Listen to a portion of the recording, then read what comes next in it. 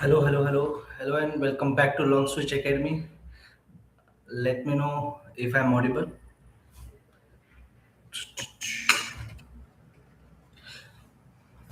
Let me just adjust my camera. I think it is better now. Let's wait for 2 to 3 minutes so that people can join. Otherwise, we'll start.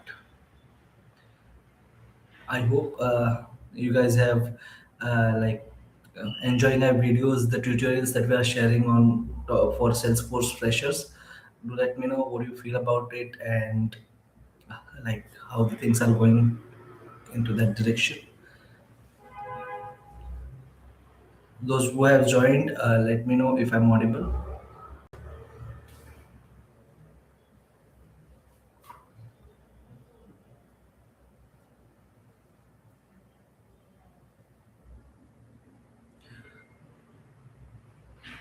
Meanwhile, people joins. I'll just put our official website's link in the chat so that when you have a moment, you can go and check it out.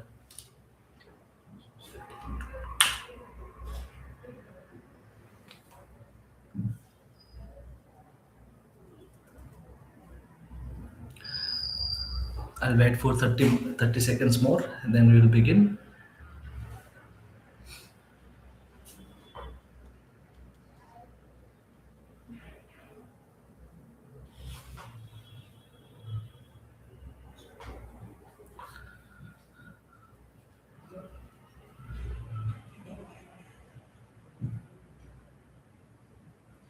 Let me know if I'm audible. Just give me a thumbs up so that I understand that okay my voice is going through and you can hear me.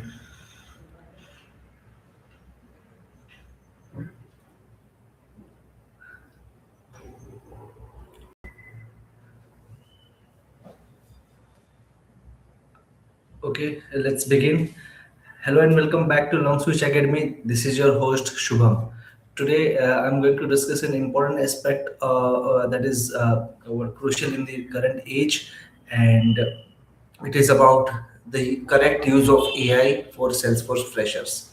And as I said, let me know if I'm audible. Give me a thumbs up so that we can proceed.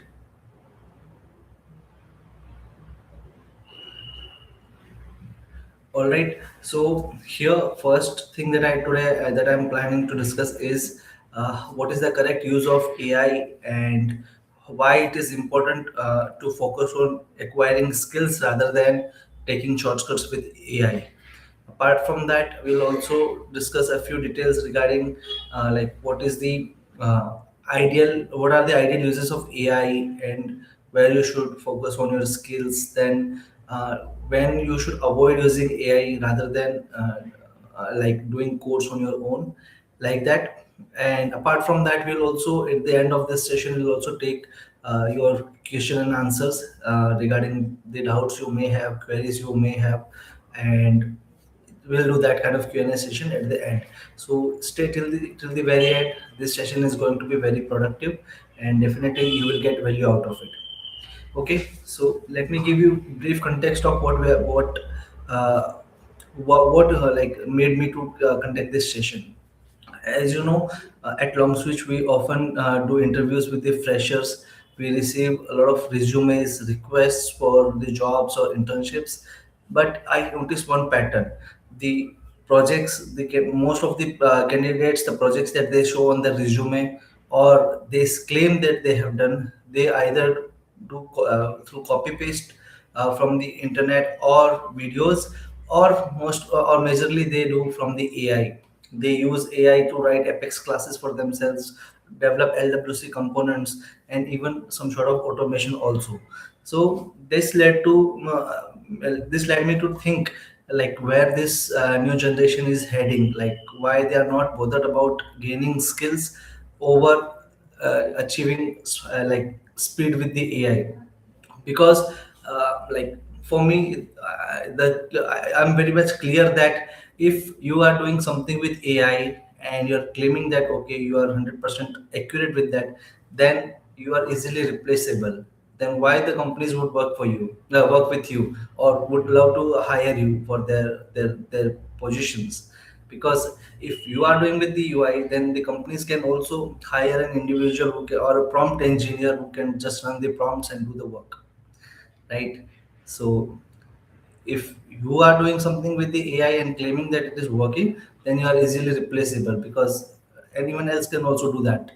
So this, I have this clarity. So I don't understand why the youngsters or the freshers don't understand this quiet logic, that in the initial phase of their careers, they should focus on building their skills rather than using AI or some sort of what I say, automation tools to do their work. Okay, so this is what led me to have this discussion.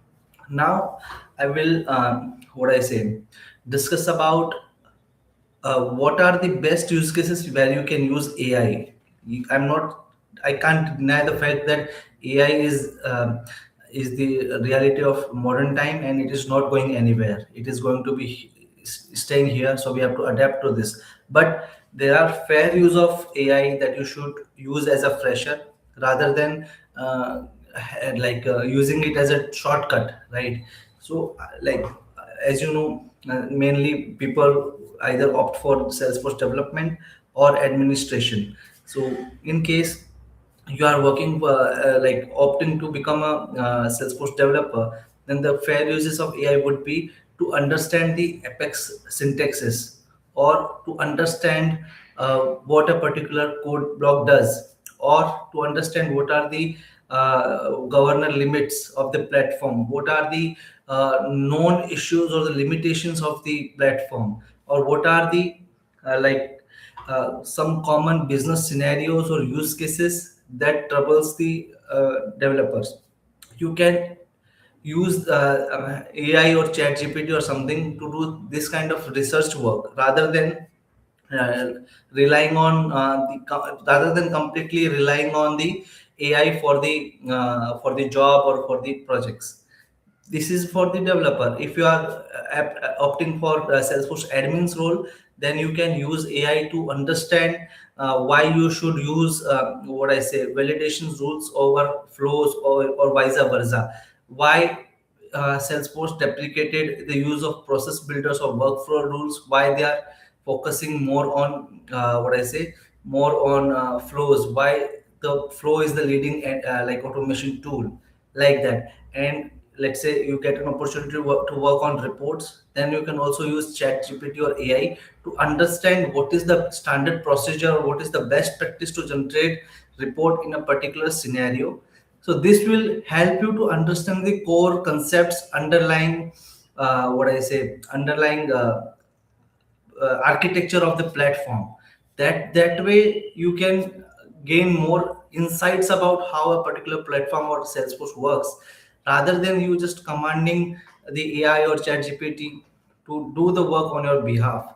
If you follow that approach, that you use AI for your work or for doing tasks on your behalf, then you won't be able to succeed in your role. Like sooner or later, it will backfire.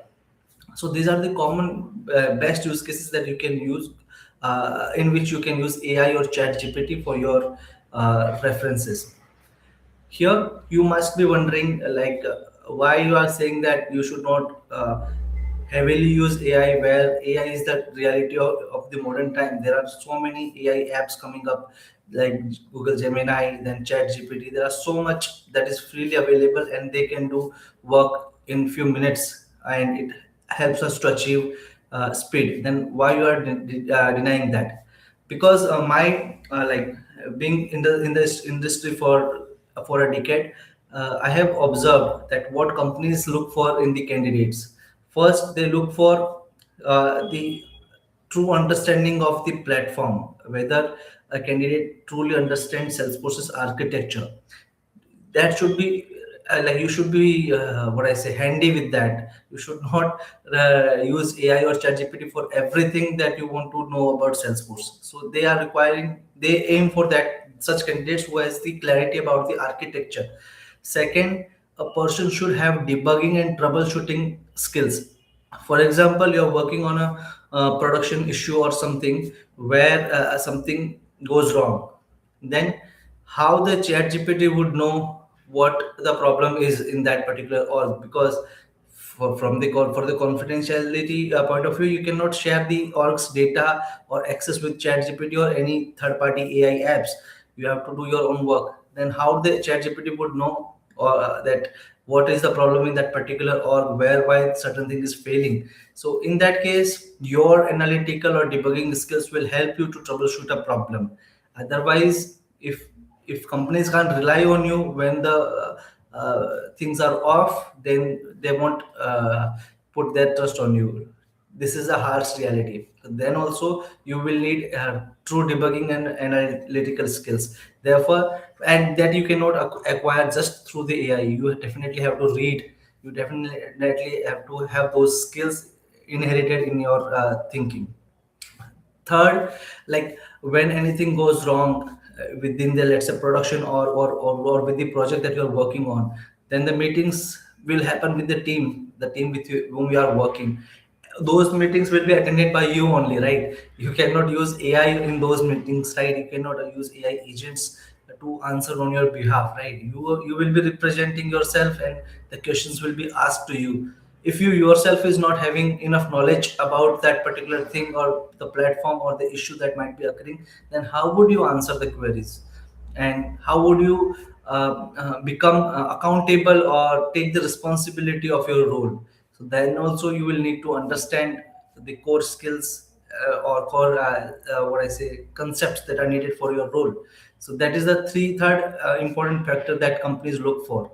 And the fourth and most important, if let's say if you are working with a client on a project and you are engaging with that client on a day to on a daily basis, like you are delivering the work on a daily basis, you are having the review or stand up calls on a daily basis, then the question and answers that will come up from your work, they will be spontaneous based on the discussion that is going on through the meeting.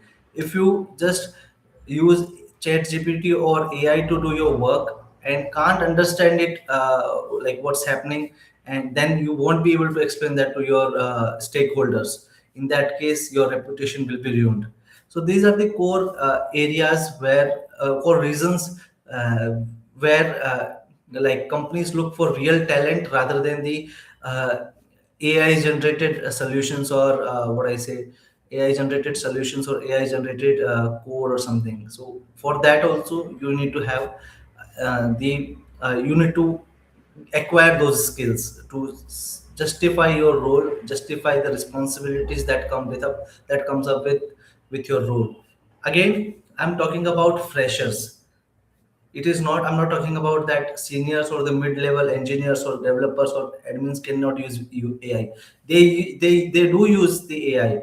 So that makes up the importance of the next topic, that you often see people posting on social media that okay, I made this let's say apex class or the flow or the lighting web components in 5 minutes using chat gpt or any gemini or any tool.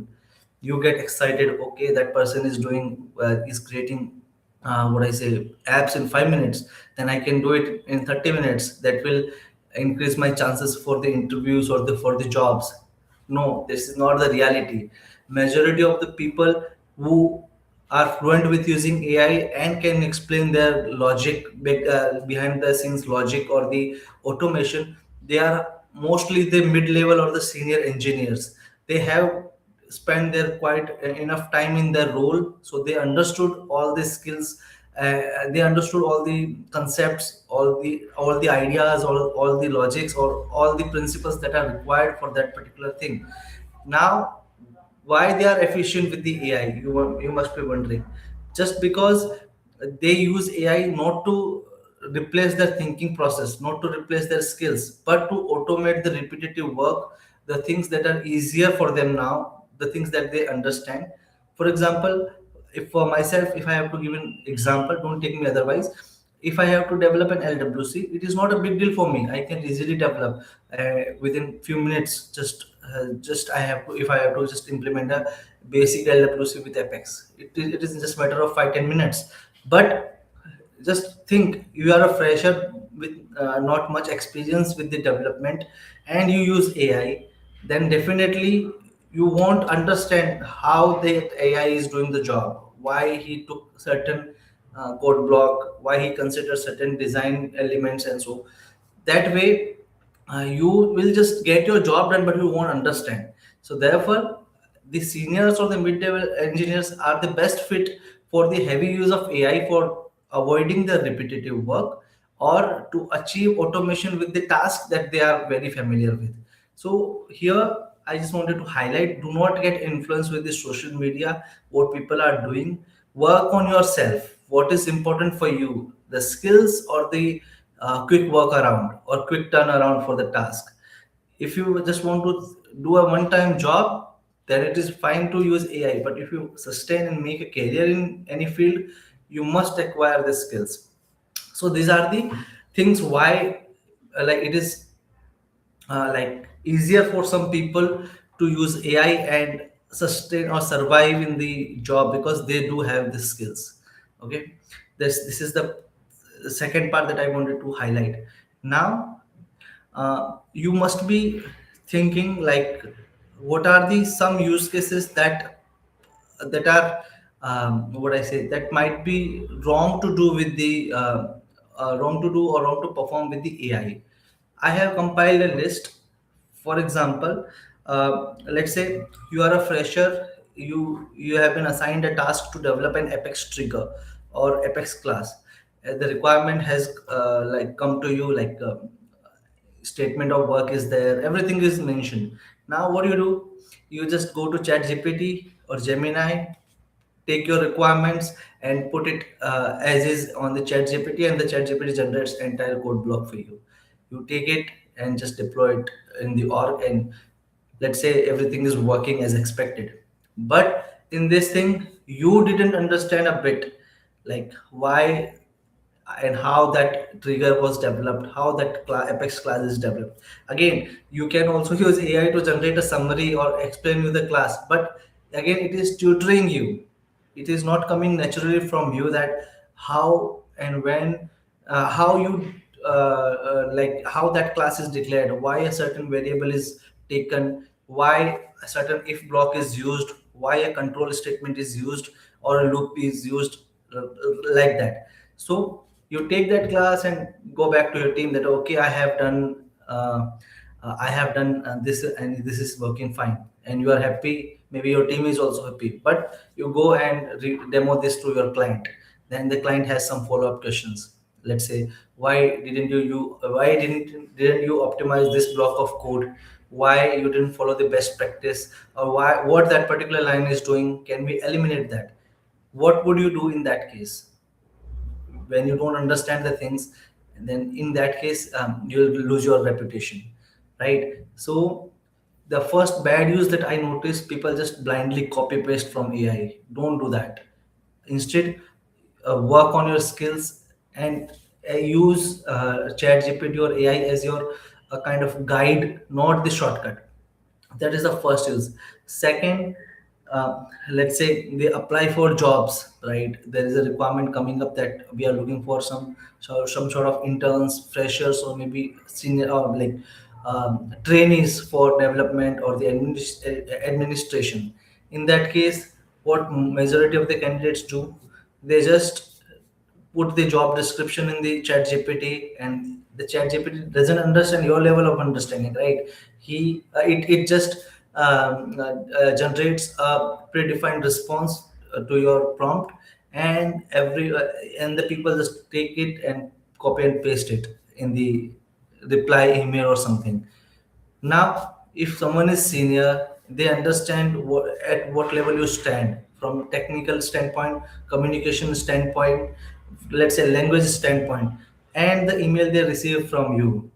It is like if I'm having a call with someone, like introductory call with someone, let's say for 30 minutes or 20 minutes or something, I completely get an idea what is the communication skill level of that candidate is, how well that candidate is in english, what kind of technical skills theoretically or the practically that candidate is having. I easily get the idea. Now I'm speaking with someone, and then let's say I'm asking for some more details or technical details, and I receive a well formatted, well arranged, uh, like a professional email or professional response from the candidate. I would easily think that okay, he or she must have used AI to do this job. Now, this creates contradiction in your presentation and what you are what I say conveying. So that is a confused that kind of a confused state of mind for interviewers. That okay, while I was in person with that candidate, maybe during interviews of call, that was a different person. Now he is writing like this. Then what to trust? So if someone is confused, they will definitely not move forward with you.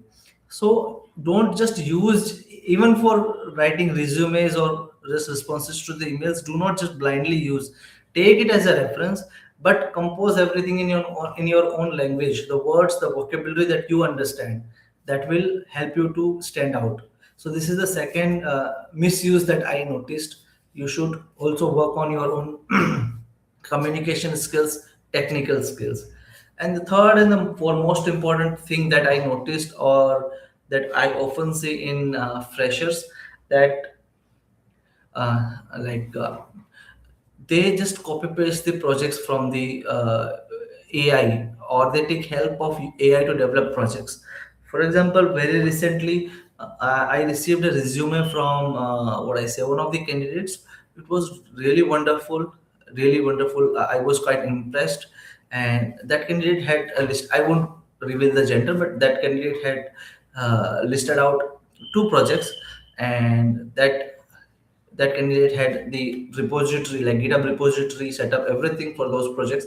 And I received the screenshots of the code, the UI, and everything. I was quite impressed that okay, that candidate must have done really good homework or really good practice for that particular role. And I scheduled a call with that candidate. I got over the call, and immediately I just asked one thing. Could you what I say could you please showcase me the code repository that you had shared and walk me through the code? First of all, like, that candidate was not comfortable using VS Code, even VS Code for for the code review.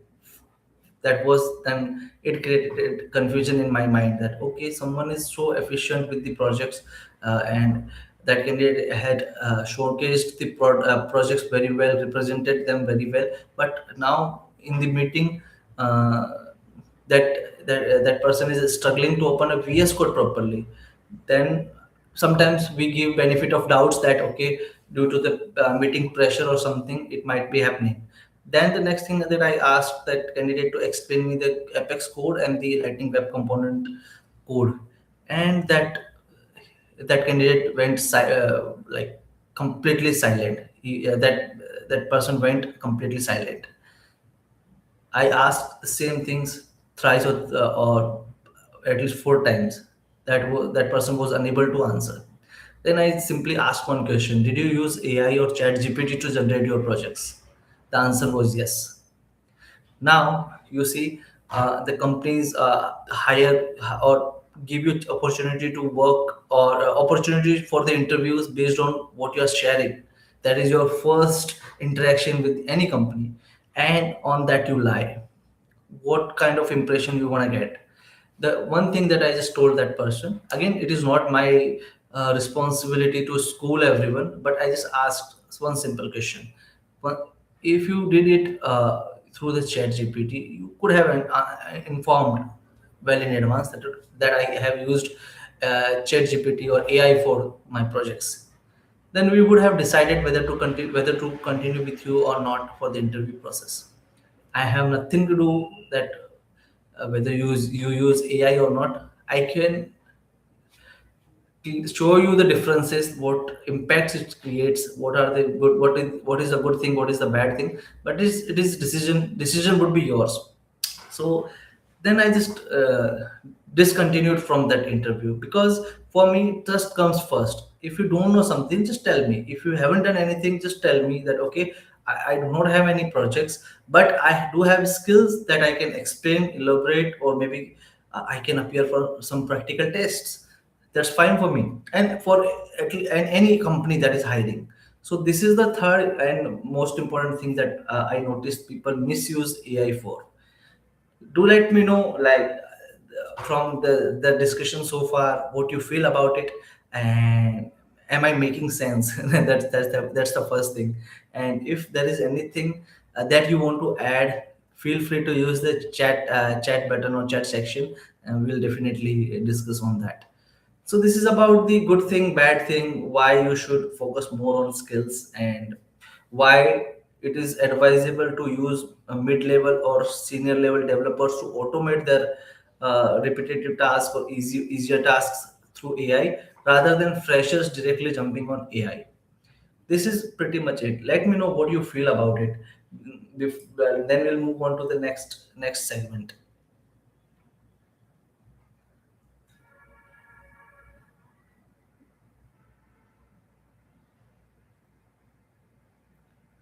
Let me know what you feel.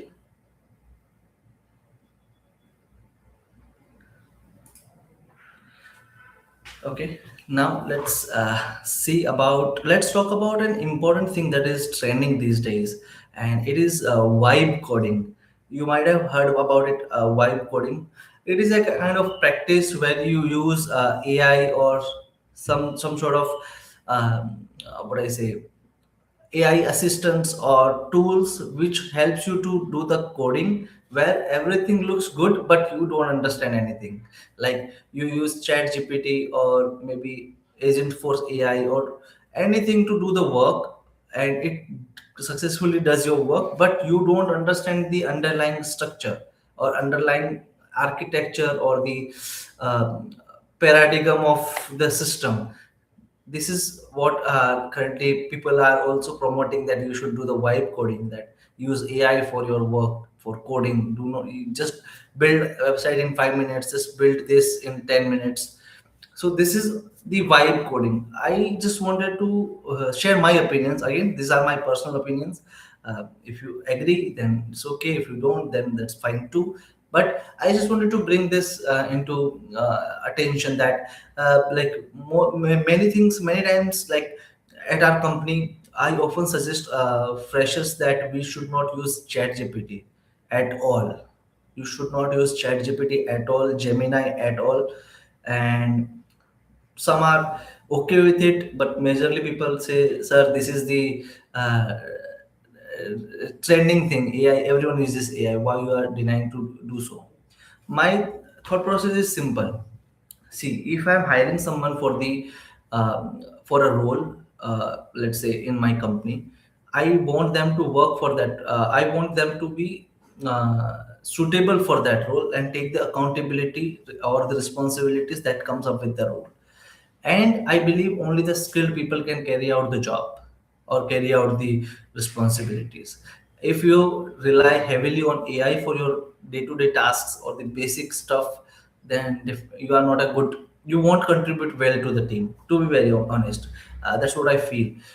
If you are skilled, you know the basic things, you know the basic system architecture, you have the great analytical or debugging skills, you know how to take the responsibilities, you know how to troubleshoot a problem, then it is fine with me if you use AI for some sort of automation or some sort of uh, elimination of repetitive work. But if you can't do any of the above, or if you're not good at above items, then it is a big no for me to use AI. I want you to be skilled with your role. If you're a Salesforce developer, you should be good at debugging. You should be good at basic Apex syntaxes, Apex blocks. Sorry, Apex. What I say, architecture. When to use what, automation, like through app triggers. You should be well versed with a batch Apex, scheduled Apex, like that. Or even you should be good at LWC, understanding its architecture. What are the life cycle hooks? What paradigm, what approach to use when. I'm okay with it. If you are good with it, then use AI for your some of your work. that's fine. But if you are not, then first spend time understanding these skills, because then only you will justify your role for the production level projects or project or the client meetings or the client associations. So that's my clear criteria. But this is about why, like, why I prefer use like acquiring skills rather than AI.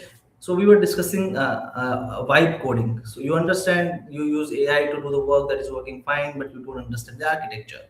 Now you, on LinkedIn, on any social media platforms, majority of the people who are associated with any sort of AI products or AI tools, they heavily promote this, that make this app in 5 minutes, 10 minutes, like that. But they don't promote that you should first acquire the skills, and that's where the problem begins.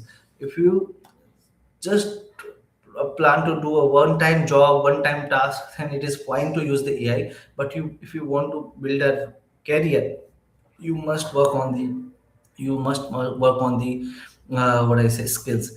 The downside of vibe coding is that, first we'll discuss the positive areas that you might be wondering, that okay, there are so many positive things, why you're just saying negative. Positives that I have observed is that it gives you speed. It it doesn't require a deep level understanding of the architecture. If you are good at the basics, giving right commands or right prompts to the AI agents, you can sustain it. Then the third and most important thing, you don't need to be master of anything. If you are good at something, like kind of jack of all or master of nothing, then you can sustain this vibe coding thing. Now, like, the downside that I feel is, again, these are my personal opinions. If you don't agree, then it's fine. First of all, if you are achieving speed with the vibe coding, but at what cost, right? You don't understand the architecture, you don't understand how the things are done, then how would you do it for the second time? Let's say you solve a problem through vibe coding and something similar comes up the next time. Now you didn't do anything, you just use the AI. No, now you don't understand the solution also. Then how would you do it, right? Then it is a complete loss for you. You have to then again use the vibe coding or similar tools to do the same task. Then it is not adding to your skills, right? You understand what I mean? It is not adding to your skills. It is just making you kind of machine that does the task, but it is not enhancing your knowledge, it is not enhancing your thought process.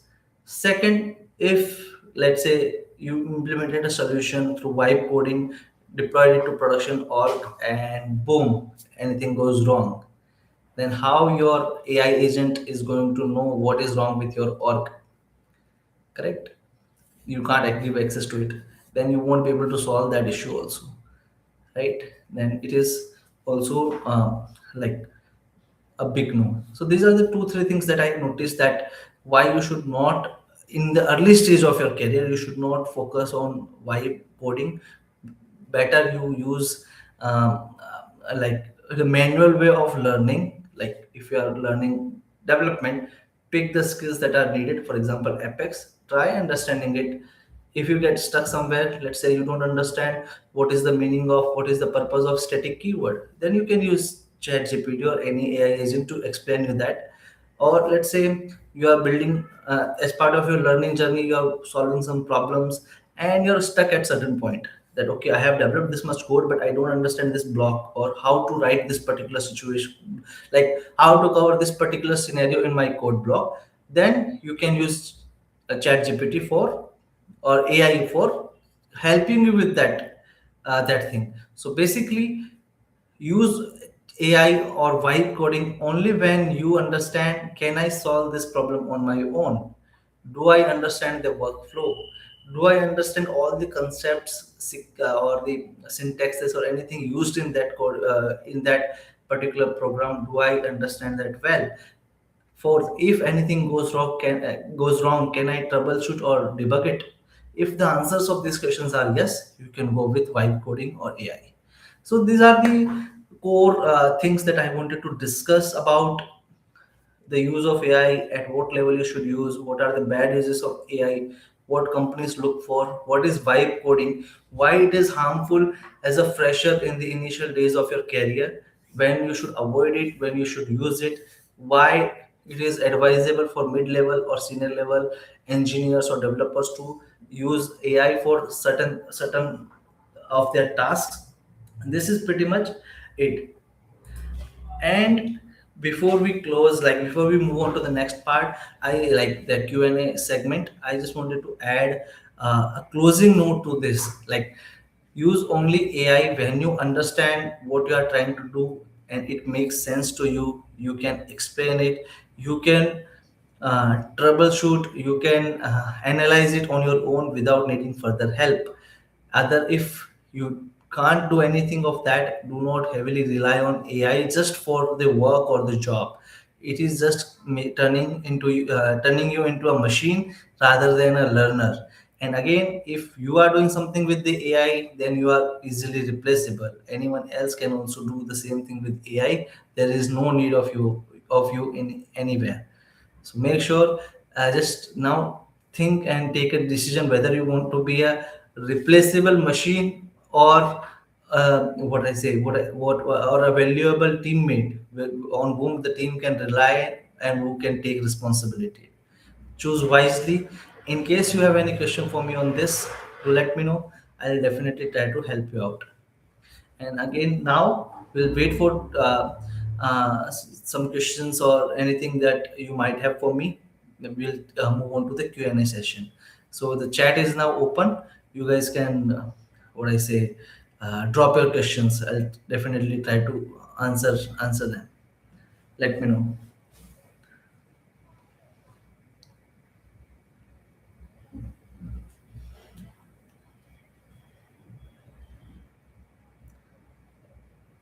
You can ask anything, and you can also like if have any queries also, you can ask.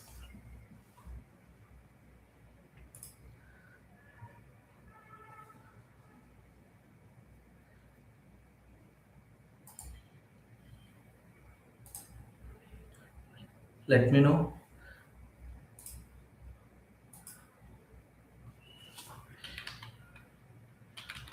Feel free to use like the chat for the queries, the questions.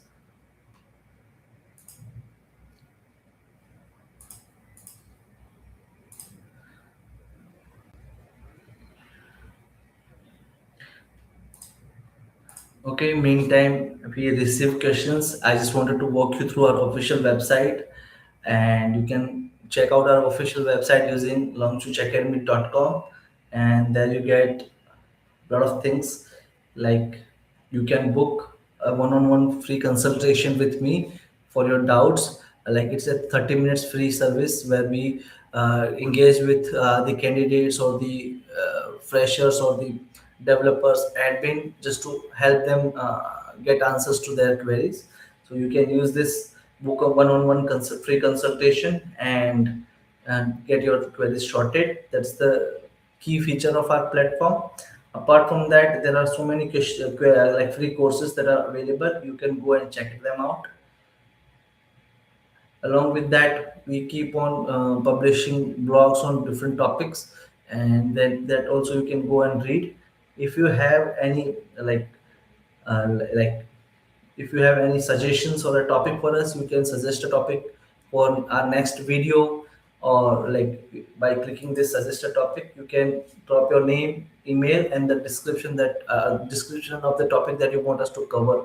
It can be a topic for a blog, for a course or a video, or for any tutorial. You can use this feature. And as I said, you can get free one-on-one consultation by clicking this get free consultation. And if you click on this book one-on-one consultation, our scheduling page will open, and based on the availability, you can book a slot, 30 minute slot with me, to have a one-on-one discussion. Along with that, if you are starting with Salesforce development or administration, or maybe switching your career to Salesforce, we are offering so many ebooks. Like some of them are free, some are the paid content. You can go and check them out. If you feel like downloading, you can like download and take benefit of this great content. Again, this content has been developed by me. I have experience of nearly 10 years. So I tried coming up with the resources that are matching with the experience that I have gained over the period of time. So you'll definitely get value from it. Our top three paid ebooks are Salesforce Admin Blueprint, that talks about the all the things that a Salesforce admin must know and should learn if they want to begin a career in Salesforce. You'll get a step-by-step tutorial. Then there is a Salesforce developer blueprint, that talks about what a Salesforce developer must know to begin with, and it also lists out all the skills that a Salesforce developer must have. Along with that, we as a bonus we come up with a Salesforce portfolio projects. Here you will get real business world 15 project requirements written as if you receive them from the clients. So you get to know how the projects are developed within the real time with the real business use cases. You'll get the requirements, step by step statement of work, everything, and then you can use your skills to develop them in your org. So it is also a must buy. You can go and check it out. Along with that, we also have three free ebooks Salesforce LWC Starter Kit. If you are learning, starting with the Salesforce LWC development, then Salesforce Apex Starter Kit, just to give you an overview of how the Apex works in the Salesforce ecosystem. Then we have noticed that most of the people struggle with the basics of the Salesforce platform. To summarize that in a small ebook, just to give you heads up of what basics you should know on for a Salesforce platform, you can use Salesforce Kickstart Guide. Along with that, if you are looking for fees-based training or paid trainings, then we do offer admin internships, trainings, developer training, and internships. You can enroll for them from our official website. In case you want to support us, support our initiative, you can support us monetarily by your small donation. That is up to you. You can do that. So yeah, this is interesting thing. You can go and check it out and let me know what you feel about it. And if you have any queries, any questions, do let me know. I'll try to answer your questions here. We'll wait for 3 to 4 minutes just to see if anyone has any questions. Otherwise, I'll conclude this chat.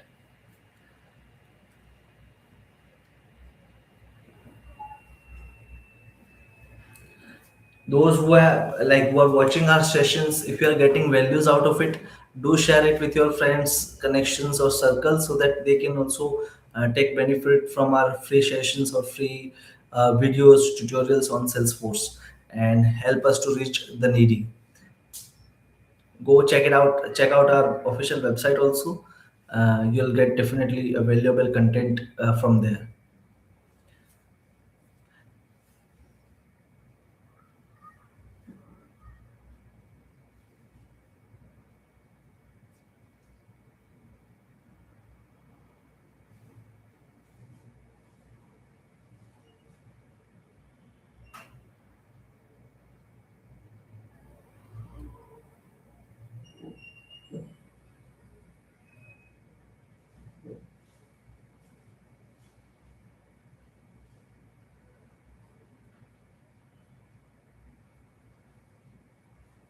We'll wait for one more minute. I think then we don't have any questions right now from anyone. So we'll conclude this, and just feel free to use our YouTube comment section or our official website to submit your queries, inquiries, or anything that you want to discuss related to Salesforce.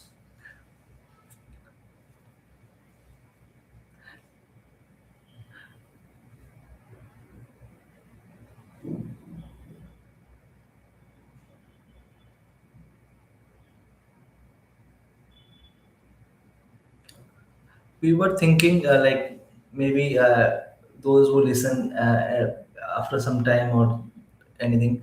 I just wanted to ask, like, do let us know in the comment section if you want some of the sessions in Hindi, or as just a conversational sessions where we can have a open discussions or doubt solving sessions or something in Hindi, because I believe sometimes it is easier to convey or have a conversation in a native language that we are more familiar with. So if you like that kind of discussion, do let me know in the comment section. We'll plan something out, and accordingly we can help each other to learn and grow within the Salesforce ecosystem. Also, let me know which topic you want us to cover next, and anything you just suggest. The more votes or the more comments we get for any topic, we'll pick that as a next topic for our video. Okay, I think that is pretty much it from my side.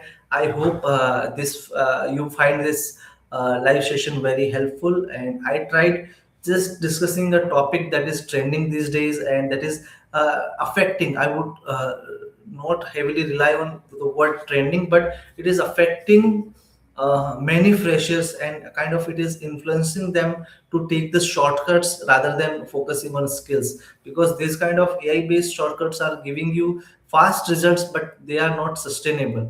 So that's why that was the only goal of having this discussion. And in case I miss something, or if you find that something can more can be added to this video or this tutorial or this discussion, do let me know in the comment section below. Until next time, keep learning and keep growing with Long Switch Academy. If you haven't subscribed to our channel, do subscribe to it now and help us reach to the needy people. And thank you very much.